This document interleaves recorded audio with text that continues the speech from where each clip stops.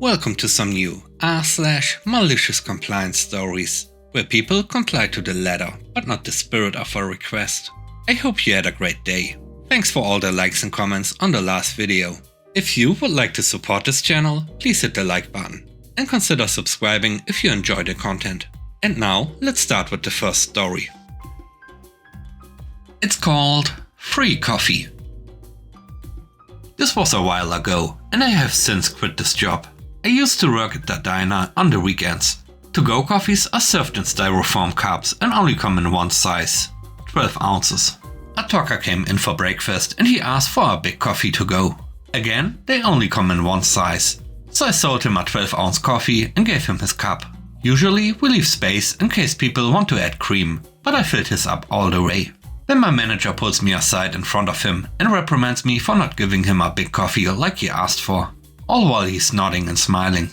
When I ask her what she would like me to do, because we only have coffee cups in one size, she tells me I should have known that I was supposed to use a styrofoam soft drink cup instead. Those cups are 30 ounces. In my entire time working there, we have never done that. There's no option in the register to charge someone for a 30-ounce coffee. But the customer was upset, so she made up a non-existent rule on the spot and belittled me to make him happy. She threw me under the bus. You'd be surprised how many customers ask for big, large, jumbo, huge, enough to fill out 10-gallon coffees every day. It's usually a joke followed by some comment about them being tired. They aren't really asking about coffee cup size. They are just trying to make conversation and use silly words. So for the next several months, I proceeded to give every single person who made a comment about coffee size a 30-ounce coffee and charged them for a 12-ounce. That coffee maker was constantly going. I mean constantly. We were going through bags of coffee like crazy. Almost as if we were selling nearly 3 times as much without making more profit from it.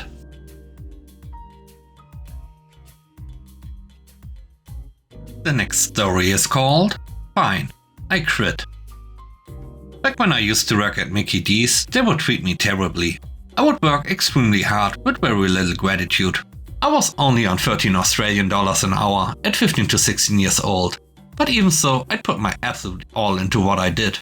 I'd run stock, take orders over the headset while taking orders down the front, rush back up to the booth and cash the orders, etc. We were timed, and my times would always be under the maximum limit, unless we were in a rush. I'd been working there for around 9 to 10 months at this point and slowly losing my sanity every single shift I did. The managers and staff were terrible, but the worst person was the store manager. She'd get angry at me for things that would be completely out of my control. If a customer changes their mind at the payment window, we need to get a manager to come in and give us a code to remove it from the screen. The managers would refuse to give us their codes to use during our rush, so they had to run up to my booth from the front to get rid of an item from an order. Many times I had customers change their minds at the window. I would ask over the headset for a code, and my store manager would scream at me from down the front, then walk up to my booth and berate me for making her use her code, saying, "You need to learn to just take orders right," when it wouldn't even be my fault. She'd also scream at me if I accidentally brought down the wrong stock, or if I was too slow in getting stock. Usually I'd be busy cashing cars and taking orders during the busy rushes. She would even make me come into work on days I requested off due to back problems playing up. And she would threaten me with getting fired if I didn't come into work, making me work through my pain.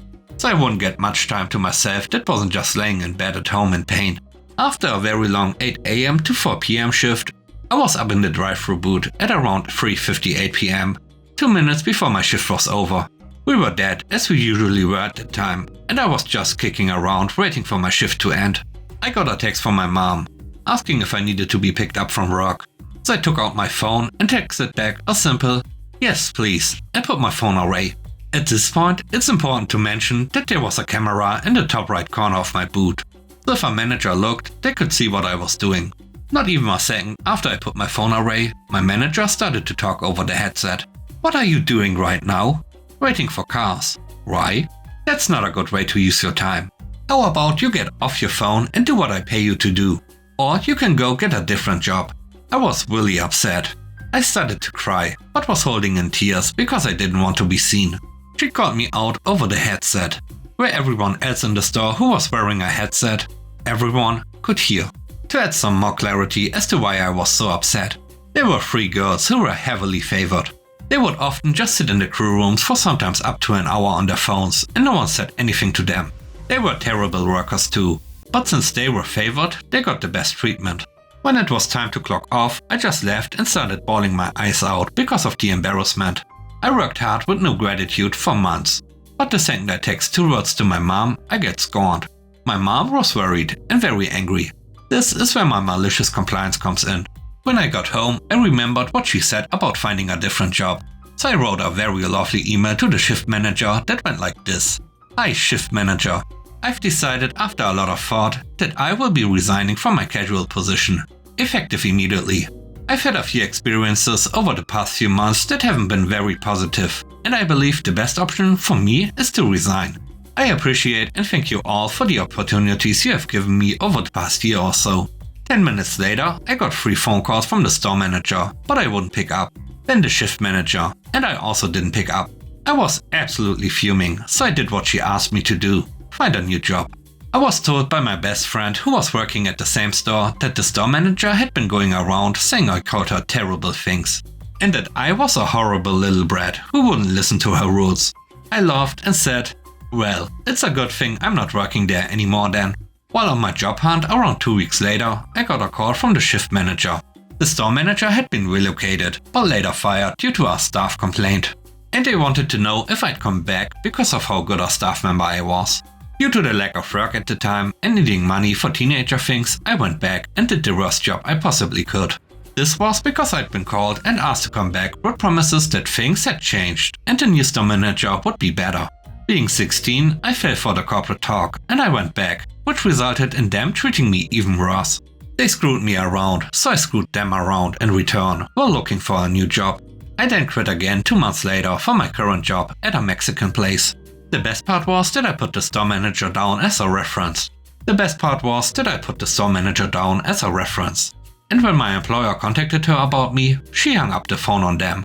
I explained what happened, and we all laughed, and I got the job.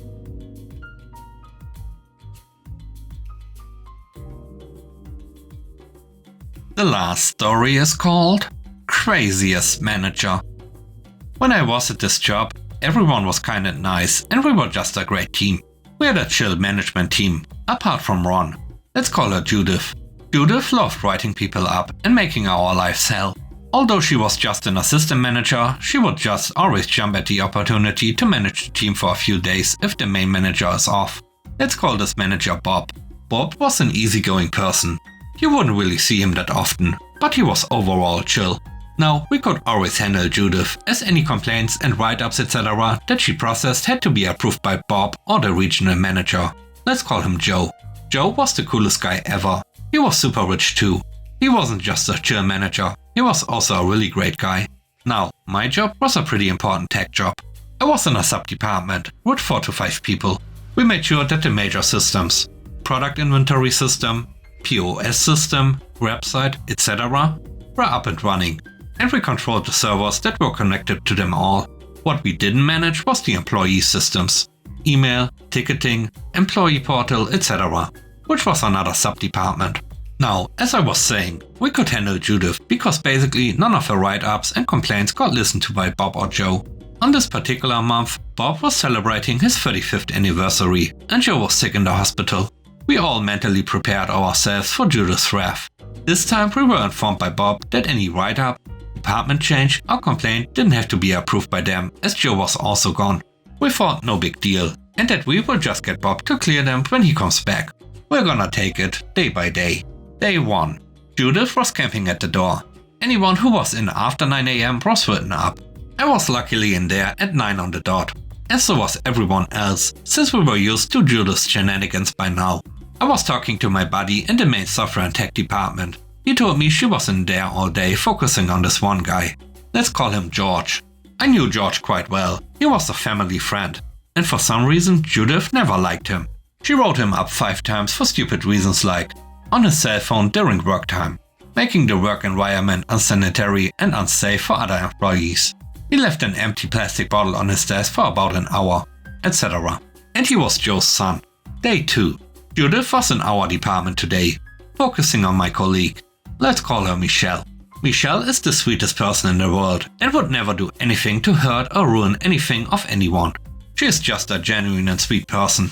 Judith found nothing, and when Judith confronted Michelle, she said she didn't know what she wanted, and Judith filed a complaint for backchat. Judith then hosted a department-wide meeting, so the main tech and software and the 7 sub-departments. She told us that we need to stop being so rude to her, just because she's a woman, blah blah blah. That night, I sent a message to the management free group with everyone from the department, saying not to engage with Judith. We can't get written up by her for rudeness and disrespect if we don't talk to her. Day 3. Cue malicious compliance. On day 3, we all come in. The day starts. As usual, we all come in at the right time, so Judith had no one to write up. We head to our departments and begin work as usual. Judith wasn't focused on someone from my department, so lucky us. At about midday, we heard Judith going crazy at someone from the department that managed the employee systems because they weren't talking to her. She kept going on and on at him, but still no response. Finally, Judith gave him one last chance before announcing the entire department as being suspended for crazy reasons. Our room was next to theirs, so we heard everything crystal clear. Then, to Judith's surprise, everyone gathers their things and leaves without a word. I didn't get to see the look on her face, but I bet she was livid. Then she moved on to my department. She came in and told us we have to do all the work for the other department, as they are all suspended, and to her dismay, no one batted an eye at her. Out of the corner of my eye, I could see her face going dark red, until she got up on her chair and started screaming at us all, then counting down from 10. All of us knew what was coming, so we slowly began to log out of our things and pack up, without being too obvious. By the time she got to 1, we were all ready to leave. Can you guess what was coming? Exactly, we all got suspended. We then left. I messaged one of my buddies in the other departments, and she did the exact same thing to his department. Turns out she did it to 6 departments. The one she left was the least useful department, customer services. Yes, it is an important one, but not nearly as important as financial, development, etc. Day 4. None of us went in, bar customer services. Until we got a message from Bob asking why none of us are at work. It was the day he came back. We told him we were all suspended. He asked why, and we told him the genuine reason. He was absolutely furious at Judith and proceeded to call us all in for a staff meeting. It was the front row ticket to Judith's downfall. He proceeded to criticize her for all her false write-ups and accusations, and how she had done barely any of the roles that the assistant manager should be doing. He then fired her. Bob made us turn all the systems onto auto mode and gave us Friday off. What an awesome man. And with that, we end today's video. Let me know what you think about the stories. On a scale of 1 to 10, how would you rate the stories and today's video? I hope you enjoyed the video. If you like what I do and want to support me, please subscribe and hit the like button. I hope you have a great day. Stay safe. Bye bye.